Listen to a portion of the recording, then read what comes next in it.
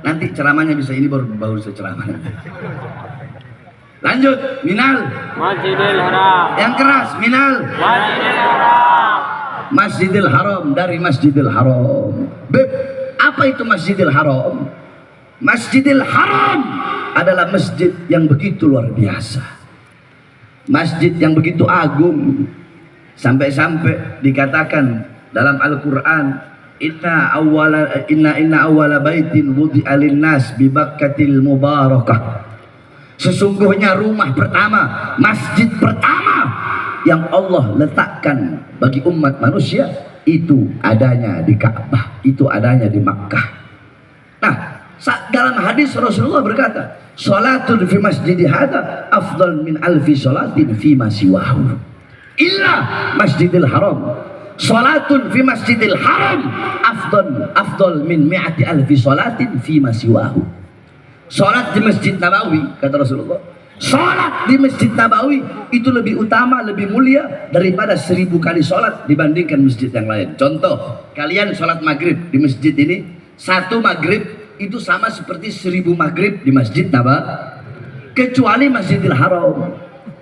Di Masjidil Haram, sholat di Masjidil Haram sama dengan 100.000 kali sholat dibandingkan dengan masjid-masjid yang lain.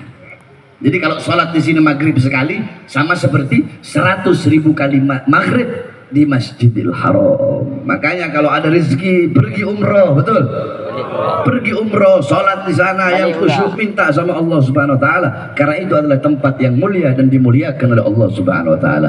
Minal Masjidil Haram ilal Masjidil Aqsa.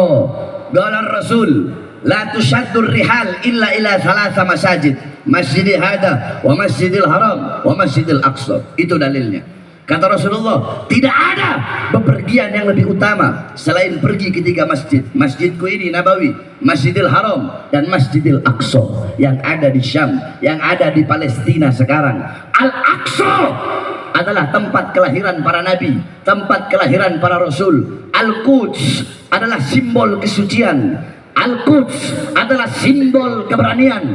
Al-Quds adalah simbol perjuangan. Al-Quds yang selama hampir 75 tahun diperjuangkan oleh umat Islam Palestina, saudara-saudara kita yang ada di sana. 75 tahun mereka memperjuangkan Al-Quds agar ada suara azan di Masjid Al-Aqsa, agar ada orang-orang yang sujud, karena Al-Aqsa sekarang dikuasai oleh Zionis Israel laknatullah dan para negara-negara pendukungnya. Oleh karenanya saudara-saudara, kita sebagai orang mukmin, kalau kita merasa biasa-biasa saja dengan penindasan yang dialami oleh saudara-saudara kita di Palestina, tidak pantas kita disebut umat Islam, nggak pantas kita disebut disebut orang yang beriman. Sebagaimana dalam hadis, masalul mu'min fi tawaddihim wa ta'atufihim wa tarahumihim masalul jasad idza ishtaka minha udhun tada'a sa'iril jasad bis-sahari wal humma. Perumpamaan orang mukmin bagaikan satu jasad, satu tubuh. Kalau ada sebagian anggota tubuh yang merasa sakit, maka seluruh anggota tubuhnya merasakan sakit. Saudara-saudara, air mata rakyat dan masyarakat Palestina itu adalah air mata kita. Kalau kita memang punya iman kepada Allah Subhanahu Wa Taala, air mata mereka air mata kita, darah mereka darah kita. Mereka yang kehilangan anak istrinya sama seperti kita kehilangan anak istri kita. Mereka yang anak-anak yatim kehilangan orang tuanya sama seperti anak-anak kita kehilangan kita, anak-anak kita yatim. Mereka yang kehilangan harta bendanya sama seperti kita kehilangan harta benda kita. Penderitaan mereka, penderitaan kita harus kita rasakan. Saudara-saudara, kalian bayangkan 75 tahun mereka dijajah. Tapi kemarin saudara-saudara, ketika Hamas menyerang Israel yang menyebabkan ratusan tentara Israel meninggal, dunia barat, Amerika, Inggris, Jerman, Prancis langsung menuduh Hamas sebagai teroris. Hei negara-negara barat, hei Amerika, hei Israel, Prancis, Jerman, Inggris, dan kalian para sekutu-sekutu Amerika dan Israel, kalian berkata pejuang-pejuang Islam adalah teroris. Saudara-saudara, Teroris itu artinya menebarkan teror.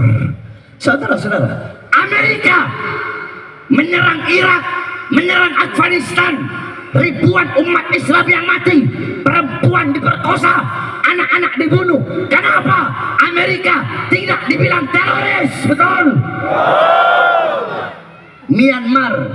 Myanmar, pemerintah Myanmar, mereka genosida, mereka habiskan gitu umat Islam di Rohingya, mereka bakar hidup-hidup. Kenapa Myanmar tidak dikatakan teroris? Di India jilbab dilarang, banyak umat Islam dibunuh oleh orang-orang Hindu. Kalau di Myanmar orang-orang Buddha. Kenapa India tidak dibilang teroris? Cina, pemerintah Cina, militer Cina, mereka bantai umat Islam yang ada di Uighur. Kenapa Cina tidak dibilang teroris? Satu jawabannya, karena mereka bukan Islam, saudara-saudara. Islam hanya diidentikan, teroris hanya diidentikan dengan Islam. Jadi kalau mau bilang teroris, Amerika bilang teroris, betul. Myanmar bilang teroris, betul. Israel bilang teroris, betul.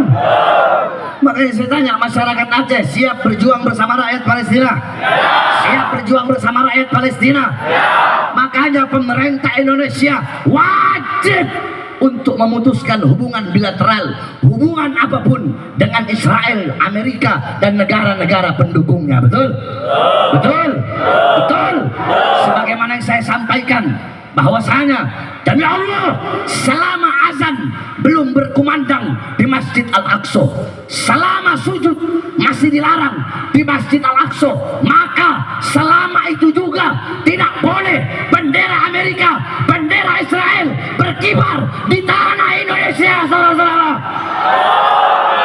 Allahu Akbar. Allahu Akbar. Makanya kenapa kemarin